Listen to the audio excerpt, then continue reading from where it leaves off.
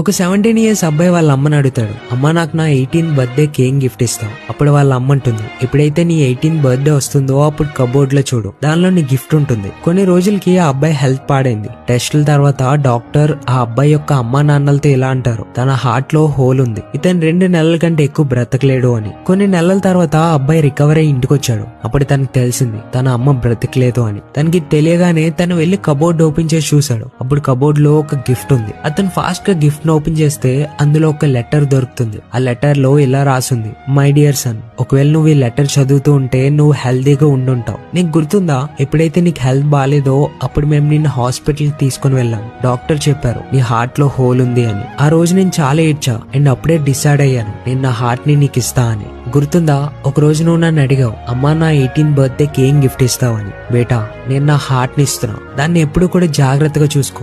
Friends, ఒక అమ్మ ఎందుకే చనిపోయింది, ఎందుకంటే తన కొడుకుని బ్రతికించగలదు అని. వరల్డ్ లో అమ్మ కంటే పెద్ద మనసు ఎవరిది ఉండదు అండ్ అమ్మ లాంటి మనసు ఎవరిది కాదు. మీ మదర్ కోసం ఒక హార్ట్ ఖచ్చితంగా సెండ్ చేయండి. తను ఎప్పటికీ బాధ పెట్టకండి. అండ్ గుర్తుపెట్టుకోండి, ఎప్పుడైతే మన పేరెంట్స్ ని హ్యాపీగా చూసుకుంటామో అప్పుడు మన లైఫ్ చాలా పాజిటివ్ గా మారుతుంది.